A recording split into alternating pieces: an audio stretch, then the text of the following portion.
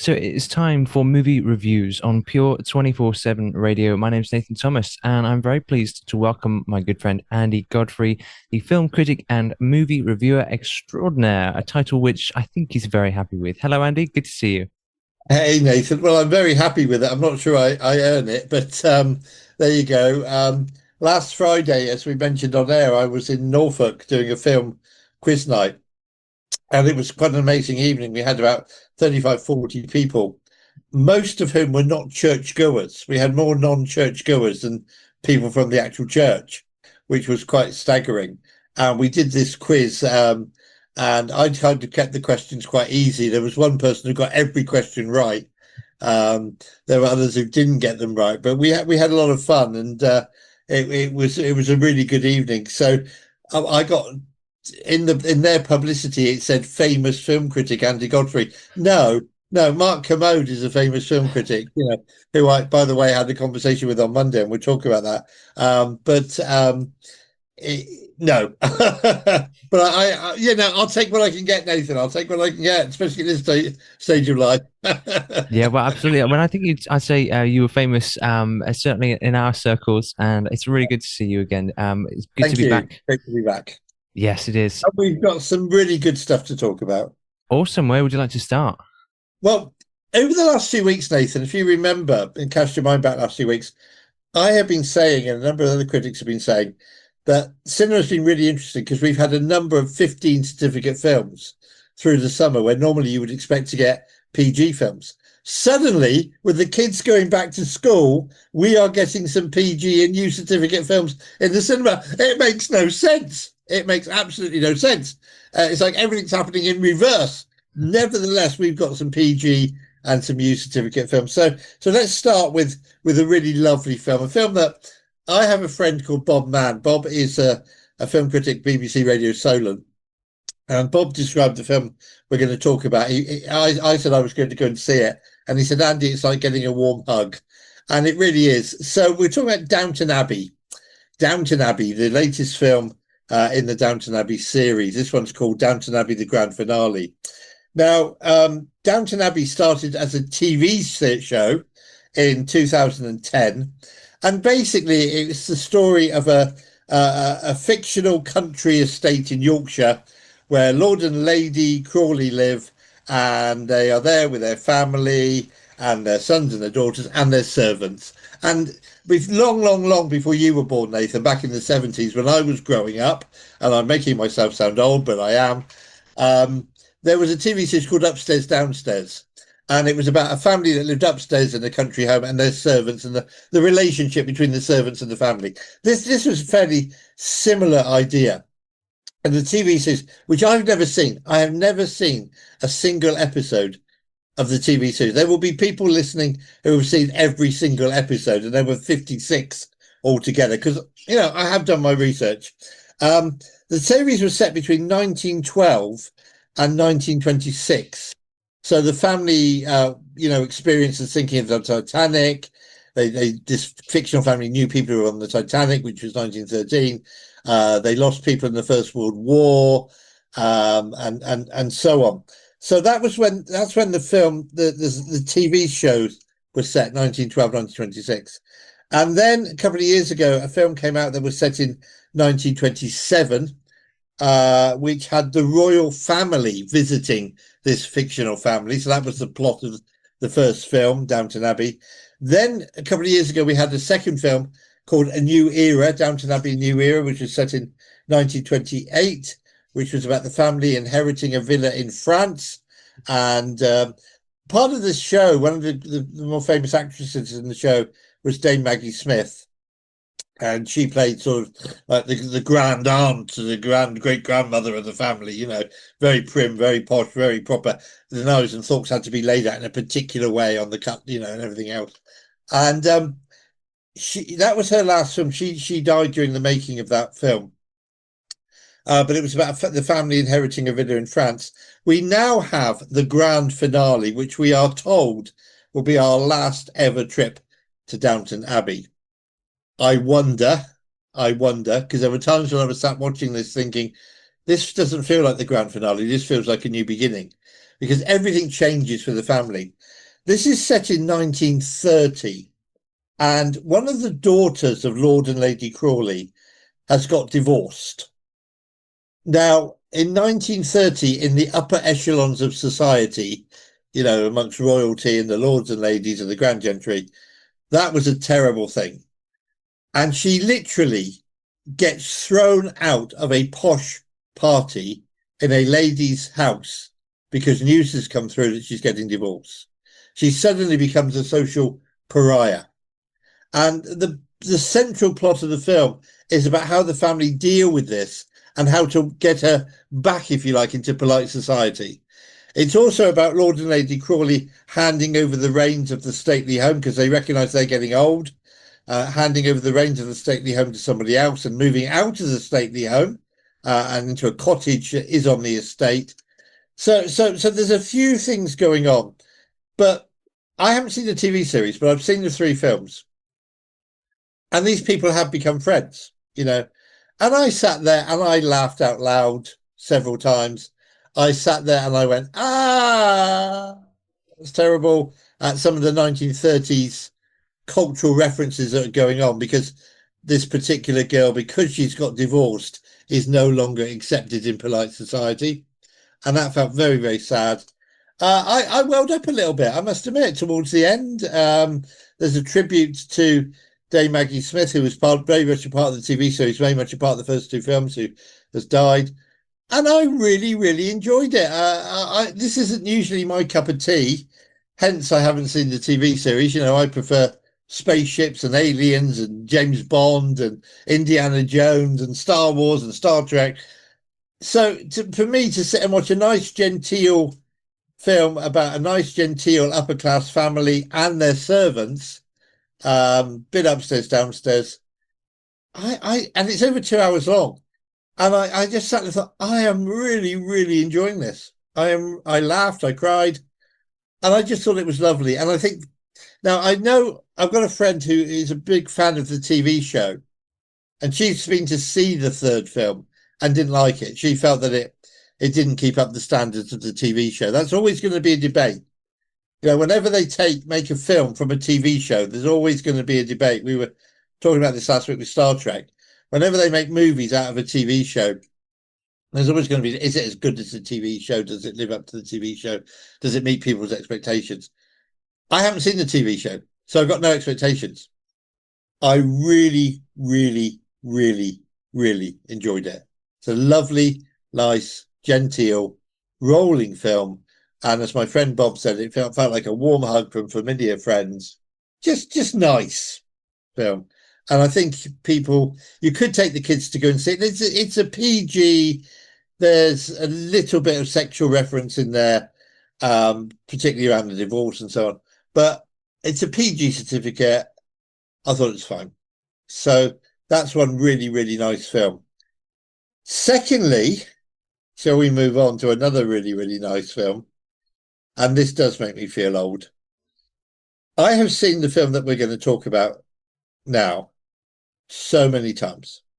I've seen it on DVD, I've seen it on Blu-ray, I've seen it on TV, every Christmas and every bank holiday of my life, you know. But the sound, excuse me, the Sound of Music is 60 years old this September. 60 years old. 1965 it came out. And it is re-showing in cinemas. We have a 60th anniversary re-showing of The Sound of Music in cinemas starting today and going on into next week. You'll find it at every major cinema. My daughter is booked to see it on Saturday afternoon in Jersey. I'm going to go and see it. And the reason I'm going to go and see it, even though I've seen it so many times, is I have never seen it on the big screen. And, you know, the film opens with what was a helicopter shot, Julie Andrews standing in a field in the middle of Austria going, "The hills are alive with the sound of music," and the helicopter sweeps over. I reckon on the big screen that's going to look spectacular. It did amazing. I mean, it's one of the most successful films of all time. The soundtrack is one of the best-selling soundtracks of all time. And I'll tell you a little story about it if we got time. But it is a joy. and so many great songs. How do you solve a problem like Maria? Some of my favorite things, Doe a Deer, a female deer. The songs. Everybody knows the songs from The Sound of Music, and most people will have seen it. But you have an opportunity this weekend to see it on the big screen. And I'll tell you one little story, if I may. I have a friend called Chris. Chris, if you're listening, hi. Chris lives on the west coast of Wales, on the coast of Wales. Chris collects film soundtracks, and he has something like 5,000 CDs in his front room. I'm Wow. not joking. That are all movie soundtracks. And so we share a common interest. I have about 500. He's got 5,000. But one day, Chris and I were together in Brighton, and we were doing some. We were going around to music shops, CD record shops in Brighton together. This was a few years ago. And when it came to filming The Sound of Music, they cast the actor Christopher Plummer as the male lead, okay? And he plays the major and the head of the family who Maria falls in love with, and, it all gets very sloppy, very romantic. He came to the set saying, I'm going to do my own singing. I am going to do my own singing on this. They recorded him. They brought him into the studio to listen to the recording that he had made of the songs, including the song Edelweiss. And he said, quote, I need help, don't I? Because his voice was terrible. It was a very famous quote. I need help, don't I? His voice was terrible. Chris and I that day in Brighton, walking around record shops, came across a LP in a brown envelope of the recording of the actor singing the songs. It was a one-sided vinyl record, and it was being sold for £120. And that was, I didn't buy it. Neither did Chris. We wanted to. We would have loved to. I would love to. It's a unique, rare thing. We came across this. There's a famous scene in the film where Christopher Plummer and Julie Andrews, who plays Maria, are about to kiss for the first time. And when they were filming it outside in a nearby field, there was a cow. And there's a very famous outtake of Christopher Plummer asking for a gun so he could shoot the cow. So, two really lovely films. The cinema alone. Go see Downton Abbey. If you've never seen it on the big screen, as I haven't, go see Sound of Music. Great to be able to report some really nice films at the cinema. Yes, very true. Sound of Music, absolute classic. I can't imagine there are many people who haven't seen it, but seeing it on the big screen, I've never seen it on the big screen Well, either. nice And yeah, I can imagine. I mean, think about it at the start. It starts with all those incredible vistas of the Alps, doesn't it? Yeah. And Oh, yeah. Julie Andrews standing on top of a mountain. Yeah. They had to fly her up there. And she felt quite lonely up there because what was happening was a helicopter was just whizzing around her as she was stood there singing, pretending to sing because she was dubbed. She dubbed it in later. But as you say, and the ending scene as well, where the Von Trapp family are walking across the mountains, stunning vistas, stunning scenery. Now is a chance to see it on the big screen. Absolutely. brilliant. Well, that sounds excellent. We've got two fantastic films in cinema at the moment. One has been around for 60 years now. One is a brand new one, a sequel of Downton Abbey. So we look forward to hearing your thoughts on those. We'll move on to TV and streaming in just a second. And we are back for the second part of movie reviews this morning. I'm here with Andy Godfrey, the apparently famous film reviewer.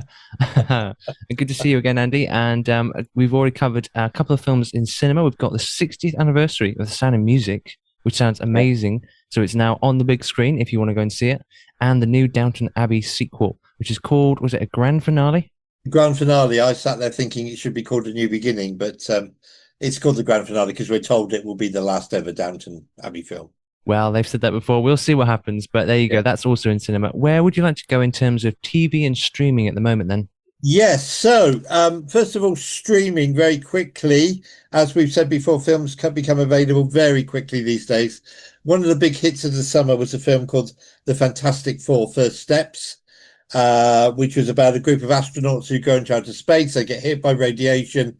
They come back as superheroes, and they have to defend the world from a marauding alien who's come to take over the planet Earth. Brilliant film, set in the early 60s. And on a kind of alternative Earth, it's very much similar to our Earth, but it's not. Everything feels slightly out of kilter. Absolutely loved it. It was one of the big hits of the summer alongside Superman. So Fantastic Four First Steps now available to buy or to rent. And do look out for that. It's really worth seeing. In terms of what people can watch at home, I picked out a couple of family films, Nathan, again, because I think, we want to recommend films. So if the kids are up early on Saturday morning, or if you want to record something to watch later in the day with them, at 7:30 on ITV1 is a film called The Mitchells versus the Machines. Now, this premiered on Netflix. It's a U certificate.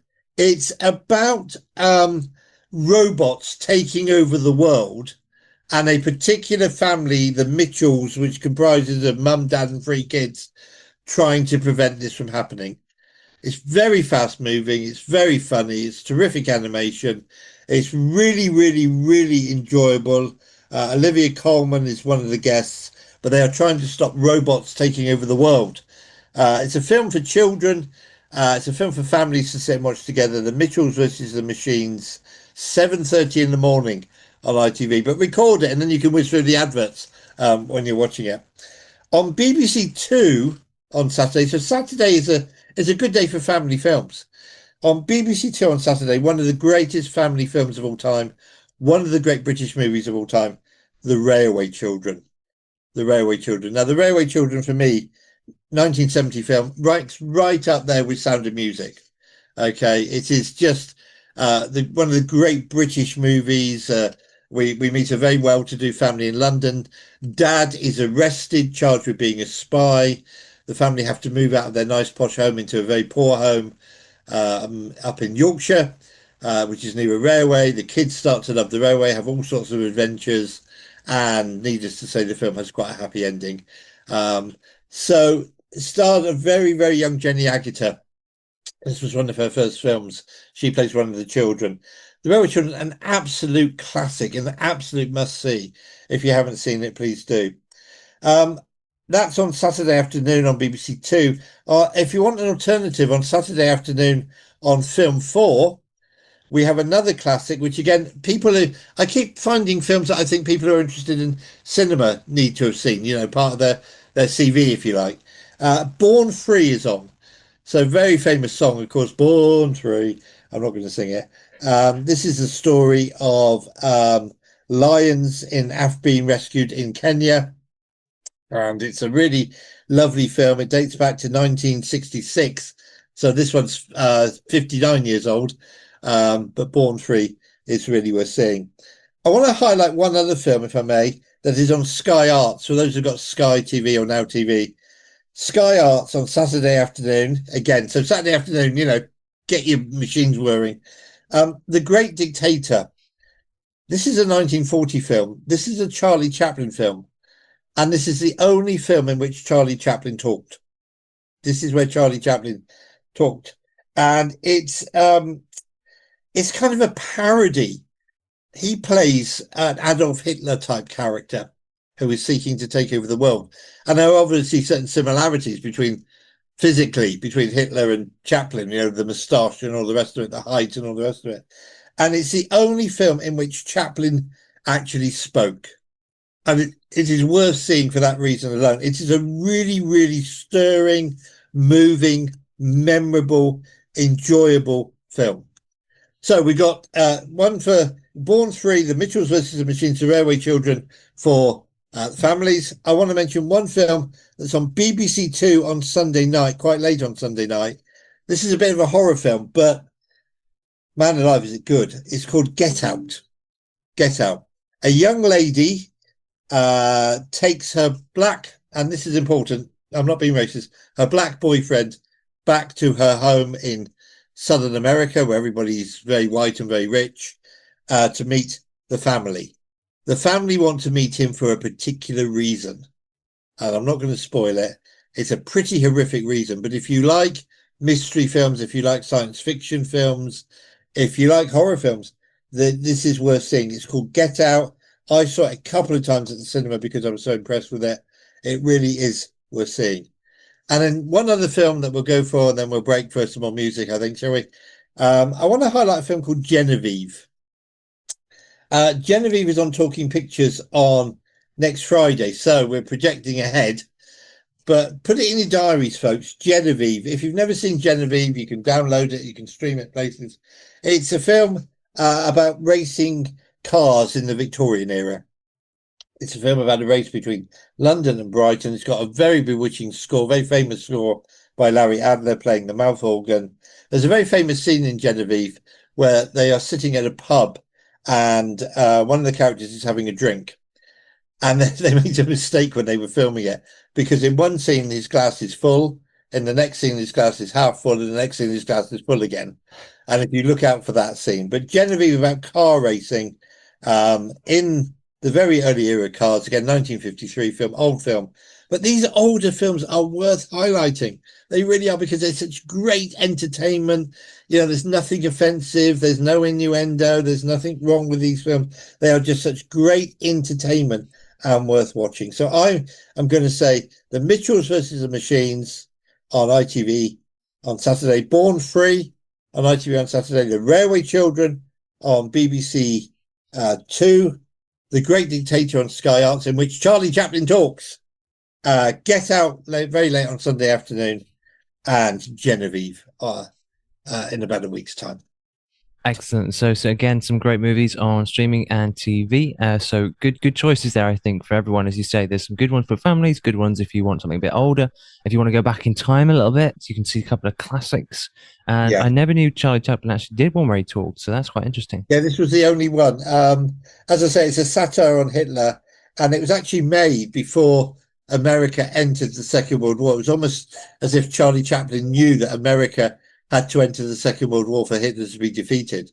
Mm. And it's almost an appeal for Hitler, for America to enter the Second World War that Chaplin is making. Wow. And he plays the great dictator, which is obviously a reference to Hitler. And he's dressed like him, he looks like him, and there's the Sieg Heil salute and all the rest of it.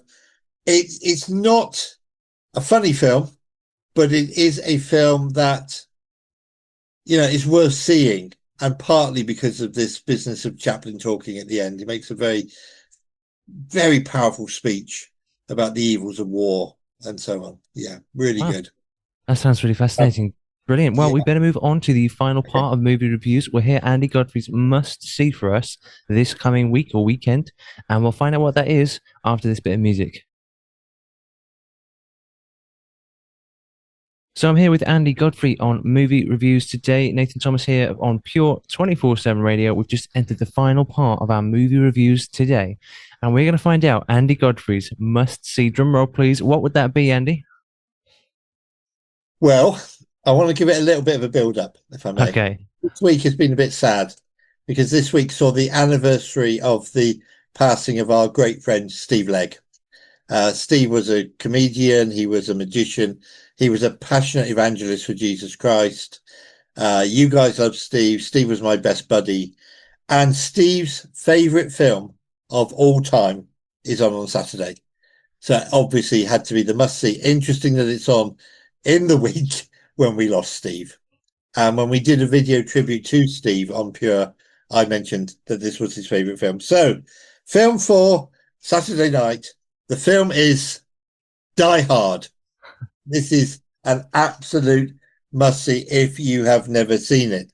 Okay, so Bruce Willis plays a New York City cop who, in Christmas Eve, flies into Los Angeles to try and reconnect with his estranged wife, who is working at the top of an office block in Los Angeles. He goes to the top of the office block. There's a Christmas party going on. He goes into a bathroom. As he does, he hears gunshots. Terrorists have taken over the office block and are after the money that's in the vault. The terrorists are led by Alan Rickman, who was playing his first major role in his first major film. This is quite simply, for me, the best action movie ever made. Steve Legg loved it so much, he devoted a whole article to it in one of the later issues of Sorted that Steve oversaw. This is an action film. This is an adventure film. It's very, very funny. There's a lot of action. There's a lot of fighting. There's a lot of gunfights. Bruce Willis, again, appearing in his first major film. He'd been in a TV show up to this point called Moonlight, which was about a detective agency, in which he played a detective. But this was his first major film. It was Alan Rickman's first major film. Uh, action. This actually changed the way action movies were made. It was so successful. It was so good. It was so powerful. The action was so OTT that afterwards you will see from this point on, and the film was made in 1988. If you look at action films from after 1988, there are normally references to Die Hard. They've taken inspiration from even James Bond took inspiration from Die Hard because Die Hard was such a successful, such an amazing action film. Now, there is one moment near the end of the film where a character and I'm not going to try and spoil this for anybody who hasn't seen it, a character falls off the side of the building and he's hanging on to the side of the building and he's going to fall. And the director said to this particular actor, there was a big mattress beneath him. We will cut the rope that's holding you after a count of 5. Okay. What they did in real life was they cut it after a count of 2. And when you look at the actor's face, you can just see the shock and horror. And that way they got real, genuine shock and horror on the actor's face as he's falling. Steve absolutely loved it. I think I'm right. I may be right in saying Steve loved Die Hard 2 more than he loved Die Hard 1. But Die Hard 2 is set in an airport in Washington again around Christmas. So it is a Christmas movie. There's a big every year, and on my film group we have the discussion. In fact, we put a stop to it. Die Hard is a Christmas movie. There is no doubt about that. But in the week that we lost our dear friend Steve Legg, his favourite movie is on. It is the greatest action movie of all time. I agreed with him on that. Saturday night, film 4, record it, watch it, enjoy it all over again if you've seen it before. And if you haven't, why haven't you? Just the greatest action movie ever made. And action movie films were never the same again once Die Hard came out. So that is my must see. Wow, amazing. So you've got an iconic, almost trailblazing movie from 1988, Die Hard. It seems to me as though it was quite, what's the word? It was quite unique. It was quite, I don't know about, I'm thinking like revolutionary in some ways.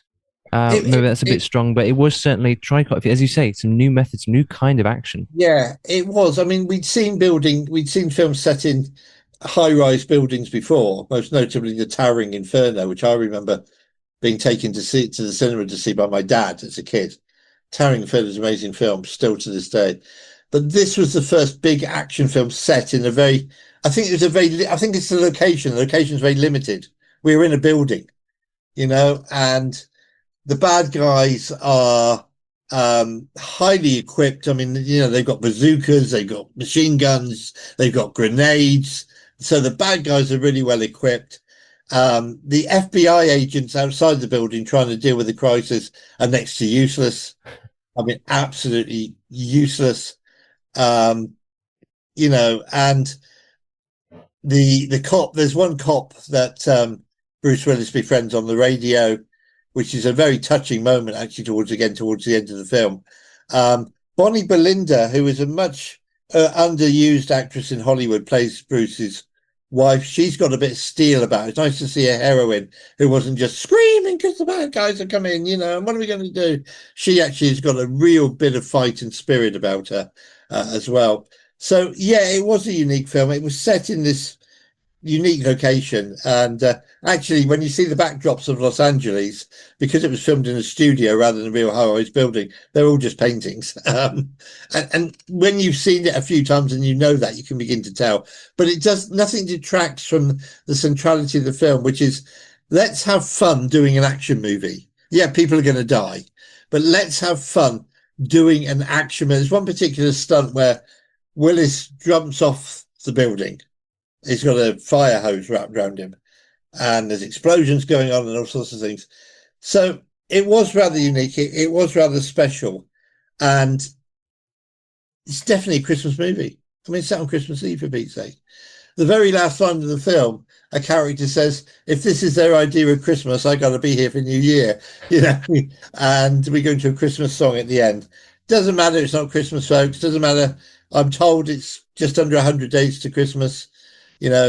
apparently watch Die Hard. Okay, there you have it. A must And see. and raise a glass to Steve while you're doing it. Absolutely. A must see for Yeah. this weekend is Die Hard, and indeed yeah, just keep in mind Steve Legg, the wonderful Steve Legg, who the anniversary of his passing was very not long ago. So yeah, thank you Yeah. so much, Andy. It's been really good to chat with you and talk about the latest movies, and hope you enjoy your weekend and enjoy your movies. Thank you. I actually, by the miracle of God's grace, have a new car coming. It's a very long story. New second-hand car. It's about to arrive any minute. Yeah, So I'm excited about that. But yeah, thank you. Praying for you guys up there. Give my love to everybody, and may God bless everybody listening.